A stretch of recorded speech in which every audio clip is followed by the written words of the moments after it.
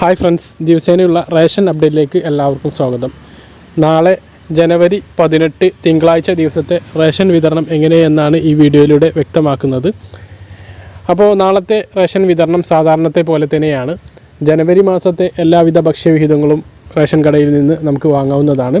അതിൽ പറയാനുള്ള പ്രധാനപ്പെട്ട കാര്യം, ഭക്ഷ്യക്കിറ്റിൻ്റെ ഡിസംബർ മാസത്തെ ഭക്ഷ്യക്കിറ്റാണ് ഇപ്പോൾ വിതരണം ചെയ്തുകൊണ്ടിരിക്കുന്നത്. അതിൻ്റെ വിതരണം ഇന്നലെ 16-ാം തീയതി ശനിയാഴ്ച അവസാനിക്കും എന്ന് പറഞ്ഞിരുന്നു.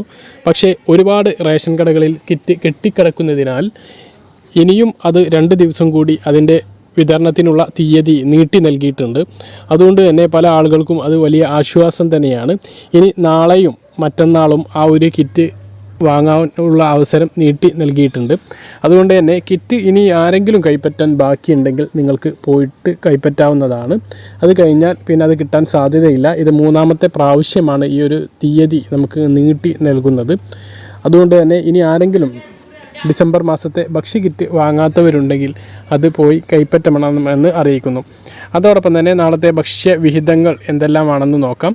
നാളെ എല്ലാവിധത്തിലുള്ള അരികൾ റേഷൻ കടയിൽ അവൈലബിൾ ആയിട്ടുണ്ടാകും. അതുപോലെ തന്നെ റേഷൻ കടകളിലെല്ലാം മണ്ണെണ്ണ എത്തിയിട്ടുണ്ട്.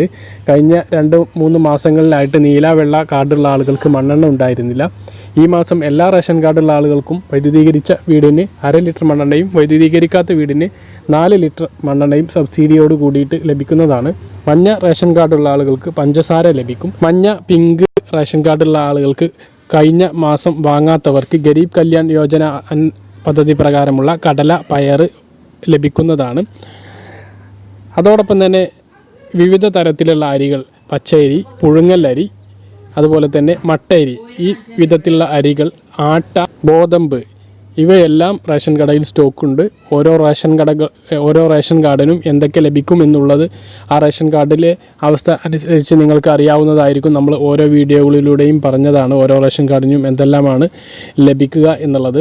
അപ്പോൾ അതിനനുസരിച്ച് നിങ്ങൾക്ക് ലഭിക്കുന്നതാണ്. ഇവയെല്ലാം ഇപ്പോൾ റേഷൻ കടയിൽ സ്റ്റോക്കുണ്ട് എന്നാണ് അറിയിക്കാനുള്ളത്.